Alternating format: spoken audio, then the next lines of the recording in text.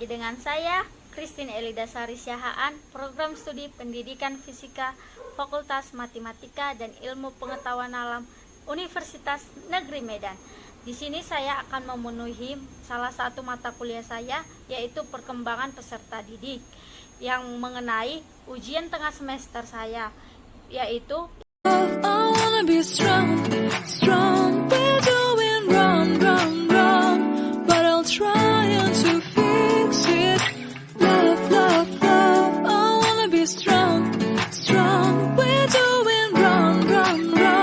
yang pertama itu fase perkembangan anak-anak dan remaja, yang kedua itu konsep dasar pendidikan, yang ketiga itu hubungan antara perkembangan dengan konsep pendidikan. Let's go.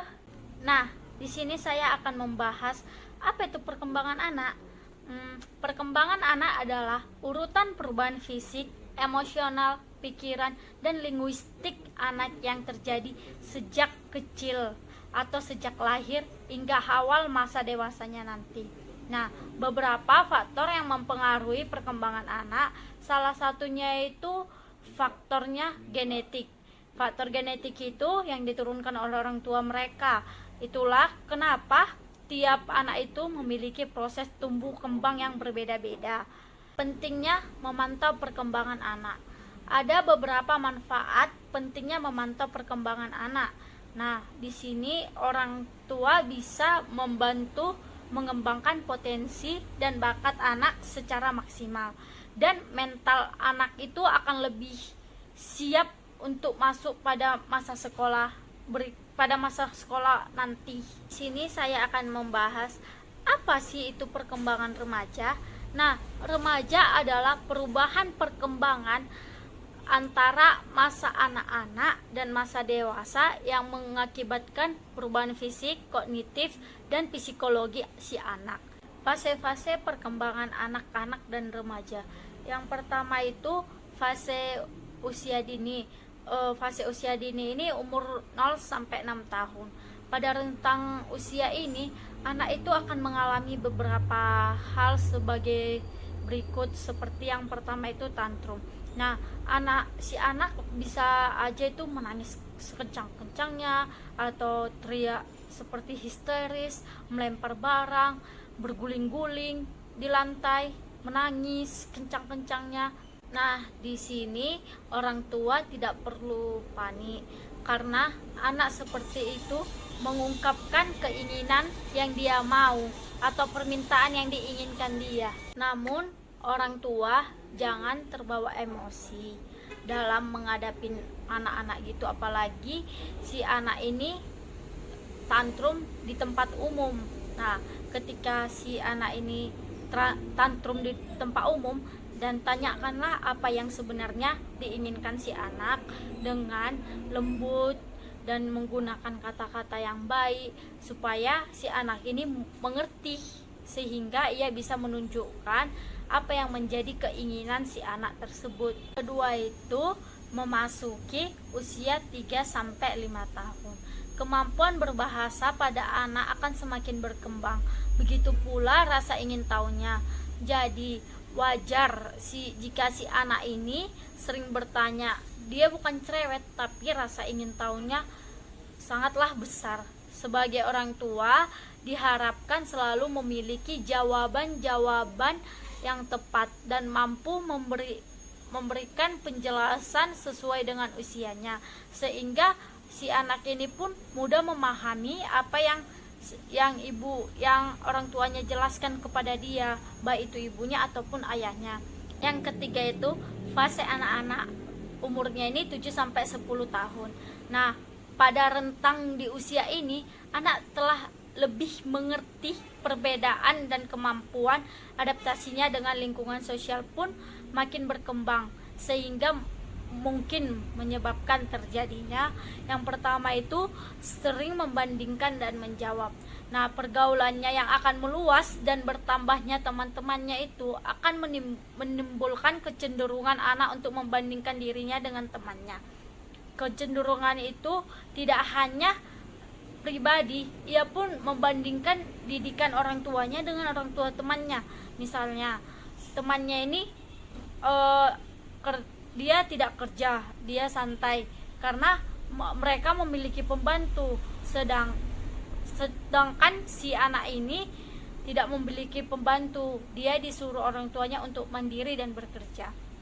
Nah, di situ orang tua harus dengan bijak menjelaskan bahwa setiap keluarga itu memiliki aturan masing-masing dalam mendidik dan menerapkan kebiasaan-kebiasaan. Jadi tidak ada yang paling benar ataupun yang salah atas didikan orang tua tersebut. Nah, yang selanjutnya itu ngotot. Jangan heran apabila anak-anak ini mulai ngotot dan mengatakan pendapatnya itu lebih benar daripada yang diajarkan orang tuanya. Usia ini memang anak fase berkembangnya nalar dan logika si anak.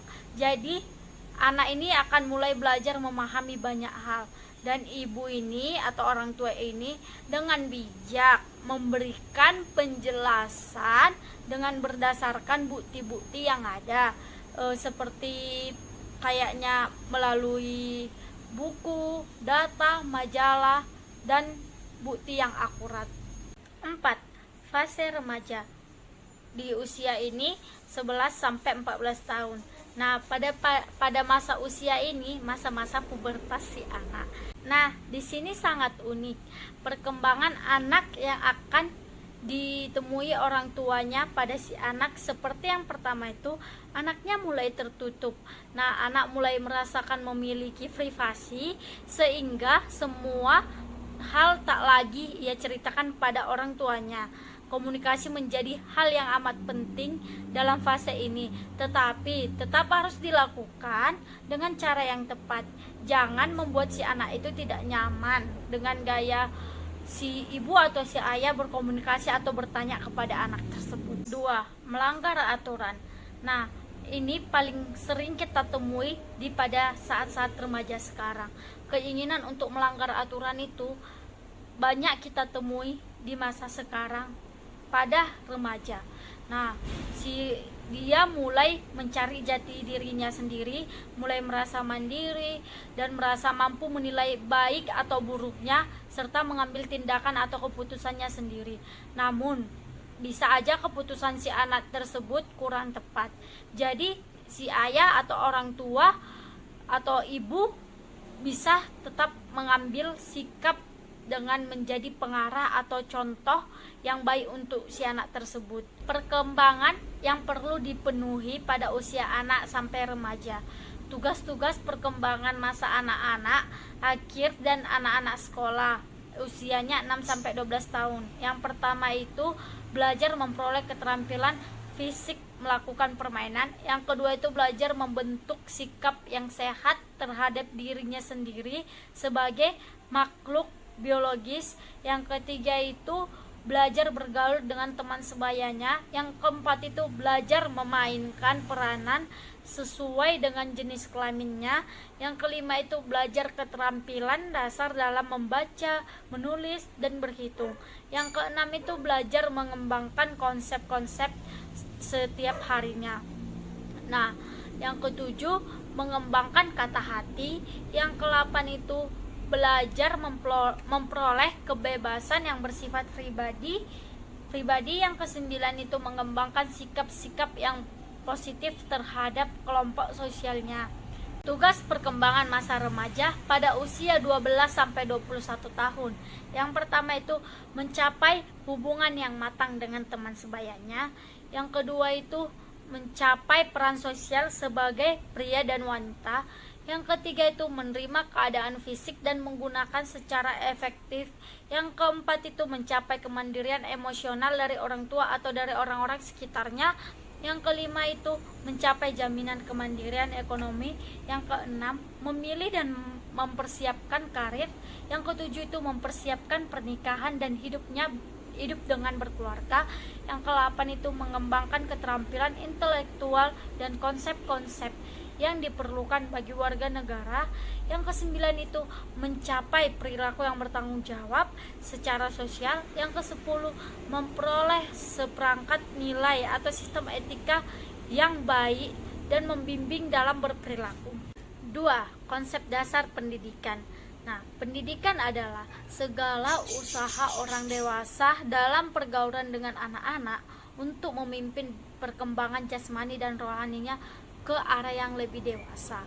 Jadi, konsep dasar pendidikan itu adalah upaya yang dilakukan secara sadar dan terencana untuk mewujudkan suasana kegiatan belajar mengajar dan proses pembelajaran agar peserta didik itu secara aktif mengembangkan potensi dirinya untuk memiliki kekuatan, pengendalian diri, kepribadian, kecerdasan, akhlak mulia, spirituali keagamaan, dan berguna bagi bangsa atau negaranya, serta memiliki keterampilan yang mempunyai dalam bidang yang diminati si anak tersebut sesuai dengan bakatnya. Yang ketiga itu hubungan antara perkembangan dengan konsep pendidikan. Nah, perkembangan adalah rentetan perubahan jasmani dari dan rohani manusia menuju ke arah yang lebih sempurna. Pertumbuhan berarti yaitu perubahan kuantitatif yang mengacu pada jumlah besar dan luas yang bersifat konkret. Adapun beberapa faktor-faktor yang mempengaruhi perkembangan. Yang pertama itu aliran nativisme. Nah, para ahli atau para ilmuwan menganut aliran ini atau berkeyakinan bahwa perkembangan manusia itu tidak ditentukan oleh pembawaannya, sedangkan pengalaman dan pendidikan tidak berpengaruh apa-apa. Misalnya itu contohnya, jika sepasang orang tuanya ini ahli dalam memainkan musik atau ahli dalam memainkan sesuatu, maka anak-anak mereka yang dilahirkan itu bukan menjadi pemusik atau menyukai musik itu. Dua, aliran empirisme. Artinya itu pengalaman atau lingkungan dan pendidikan dalam arti perkembangan manusia itu semata-mata bergantung pada lingkungan dan pengalaman pendidikannya, sedangkan bakat itu pembawaan sejak lahir dan dianggap tidak ada pengaruhnya. Dalam hal itu, penganut empirisme ini menganggap setiap anak itu lahir seperti tabula rasa. Nah, dalam keadaan kosong, tak punya kemampuan dan bakat apa-apa. Misalnya itu, jika seorang anak ini memperoleh kesempatan yang memadai untuk mempelajari tentang ilmu-ilmu politik, tentu kelak si anak ini akan menjadi politisi gitu. Karena ya ini memiliki pengalaman belajar di bidang politik. Si anak ini tak akan pernah menyukai atau menjadi pemusik, walaupun orang tuanya itu seorang pemusik yang terkenal atau pemusik sejati. Memang amat sukar dipungkiri bahwa lingkungan memiliki pengaruh yang besar terhadap proses perkembangan dan masa depannya si anak tersebut. Yang ketiga, aliran konvergensi atau aliran konvergens. Nah, aliran konvergensi ini merupakan gabungan antara aliran empirisme dengan aliran nativisme. Nah, aliran menggabungkan yang artinya penting atau hereditas dengan lingkungan sebagai faktor-faktor yang berpengaruh dalam perkembangan manusia. Faktor yang mempengaruhi tinggi rendahnya mutu hasil perkembangan siswa. Pada dasarnya itu terdiri ada dua macam, yaitu pertama itu faktor internal. Nah, faktor internal itu yang ada dalam diri si anak itu sendiri yang meliputi pembawaan dan potensi psikologis tertentu yang turut mengembangkan dirinya sendiri. Yang kedua itu faktor eksternal.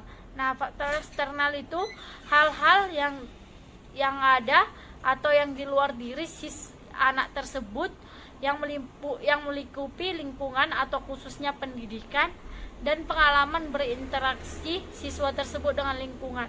Selanjutnya itu macam-macam perkembangan. Yang pertama itu perkembangan fisik. Nah, awal dari perkembangan pribadi seseorang pada asasnya berikut itu bersifat biologis. Dalam taraf-taraf perkembangan selanjutnya itu normalitas dan konstitusi atau struktur dan kondisi jasmani seseorang akan mempengaruhi normalitas kepribadiannya itu. Nah, perkembangan fisik ditunjukkan itu dengan adanya perubahan kuantitatif pada struktur tulang belulang. Nah, seperti itu tulang belulang pada masa keadaan bayi itu berjumlah 27 yang masih lentur, berpori, dan persambungannya itu longgar. Pada awal masa remaja itu menjadi 350, dalam pada masa usia menjelang dewasa menjadi 200 integrasi persenyawaan dan pergeseran ini. Yang kedua itu misalnya berat dan badan tinggi pada waktu lahir umumnya itu kan sekitar 3-4 kilo. Nah, dan tingginya itu 0-60 cm. Masa kanak-kanak itu 12-1 kilo dan tingginya itu 90-120 cm. Pada masa remajanya itu 30-40 kilo dan tinggi anak itu 140-160. Selanjutnya itu kepestaan berkurang bahkan menjadi mapan. Nah, yang kedua itu perkembangan bahasa, kemampuan berbahasa yang membedakan manusia dengan hewan. Yang misalnya itu pertama mengkodifikasikan atau menyatat serta menyimpan berbagai hasil pengamatan atau observasi berupa kesan dan tanggapan, informasi, fakta dan data, konsep atau pengertian atau detail-detail dan kaidah atau hukum sampai kepada bentuk ilmu pengetahuan. Kedua itu mentransformasikan dan mengelola berbagai bentuk informasi tersebut di atas melalui proses-proses berpikir dengan mempergunakan kaidah-kaidah logika. Yang ketiga itu mengkoordinasikan dan mengekspresikan cita-cita, sikap, penilaian, dan penghayatan. Yang keempat itu mengkomunikasikan atau menyimpan dan menerima berbagai informasi, buah pikiran, opini, sikap, penilaian, serta aspirasi. Yang ketiga itu mengkoordinasikan dan mengekspresikan cita-cita, sikap, penilaian, dan penghayatan. Yang keempat itu mengkomunikasikan, menyimpan, dan menerima berbagai informasi, buah pikiran, opini, sikap, penilaian, aspirasi, kehendak sosial, dan moralitas ataupun keagamaannya. Nah, yang ketiga itu perkembangan perilaku sosial, moralitas, dan keagamaan. Misalkan itu yang pertama itu perkembangan perilaku sosial secara potensial atau fitrah. Nah, manusia dilahirkan sebagai makhluk sosial atau zoom polycation kata si menurut para ahli yaitu Plato. Yang kedua itu perkembangan moralitas. Nah, secara individu menyadari bahwa ia itu merupakan bagian anggota dari kelompoknya. Secepat itu pula individu menyadari bahwa terdapat aturan-aturan atau perilaku yang boleh dilakukan dan aturan yang tidak baik dilakukan atau terlarang. Nah, proses penyadaran itu tumbuh melalui interaksi dengan lingkungannya, di mana ia mendapatkan larangan atau suruhan pembenaran serta persetujuan, atau ia merasakan akibat-akibat tertentu yang mungkin menyenangkan atau memutuskan, mungkin pula mengecewakan dari perbuatan-perbuatan yang dilakukannya. Yang ketiga itu perkembangan penghayatan keagamaan dengan kehalusan. Nah, perasaan atau fungsi-fungsi efektifnya disertai kejernihan akal budi, atau pada saat tertentu seseorang itu setidak-tidaknya pasti mengalami atau mempercayai, bahkan meyakini atau menerimanya tanpa keraguan bahwa di luar dirinya itu ada sesuatu kekuatan yang maha agung yang melebihi apapun termasuk dirinya itu sendiri. Untuk diterapkan menunjang dalam pelaksanaan pendidikan. Nah, yang terakhir kaitannya dengan hubungan pendidikan dan ilmu pendidikan, ya, itu ada istilah namanya pedagogi dan pedagogik, ya.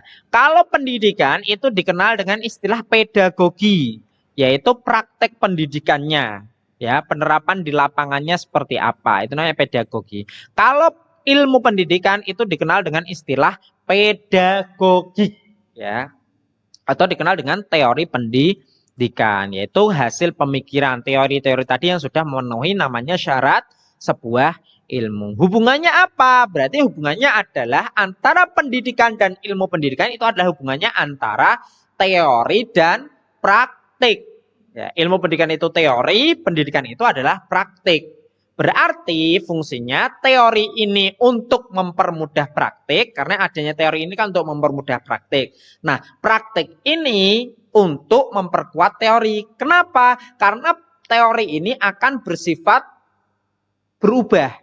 Atau kebenarannya itu akan berubah. Karena nanti ketika perkembangan teknologi, perkembangan zaman, era, dan lain sebagainya, maka akan menemukan teori-teori baru. Sehingga nanti adanya praktik-praktik pendidikan yang menggunakan teori tadi akan memperbaiki teori, mengupgrade teori, sehingga teori itu akan semakin kaya. Sekali lagi saya sampaikan, teori itu mempermudah praktik. Praktik ini akan memperkaya teori. Kalau ada yang tanya lebih penting mana antara teori dan praktik, kira-kira penting yang mana? Ya. Nah, kalau ditanya seperti itu, dua-duanya penting. Ibaratnya itu orang yang melakukan Orang yang melakukan praktik tanpa teori itu ibaratnya orang yang berlayar tanpa membawa kompas. Ya. Jadi tidak tahu arah. Kalau orang yang berteori tanpa praktik itu ibaratnya adalah orang yang memiliki kompas tapi tidak berguna atau dibekukan kompasnya. Jadi punya teori tapi kompasnya itu dibekukan. Ya, jadi tidak berfungsi, teorinya tidak bisa digunakan karena tidak digunakan untuk praktek. Ya, jadi dua-duanya sama pentingnya karena teori itu mempermudah praktek dan praktek itu memperkaya teori. Ada yang mengatakan bahkan bahwasanya tarafnya ketika orang yang berteori tanpa praktek itu hanya bisa dilakukan oleh orang yang berilmu tinggi. Karena memang itu bisa dilakukan, tapi adalah orang-orang yang memiliki keilmuan yang tinggi. Misalnya adalah orang-orang filsuf. Itu kan dia dengan berpikir sedalam-dalamnya sampai akarnya dia bisa menemukan sebuah teori. Ya, itu bisa pada kalangan tertentu itu ada yang menyampaikan. Sekian jawaban yang saya paparkan. Semoga jawaban yang saya paparkan ini dapat bermanfaat bagi para penonton. Saya menyadari bahwa dalam materi yang saya paparkan ini masih banyak terdapat kekurangan dan jauh dari kesempurnaan. Untuk itu, saya mohon maaf apabila terdapat kesalahan-kesalahan yang ada. Karena saya menyadari bahwa manusia itu tidak ada yang sempurna. Terima kasih.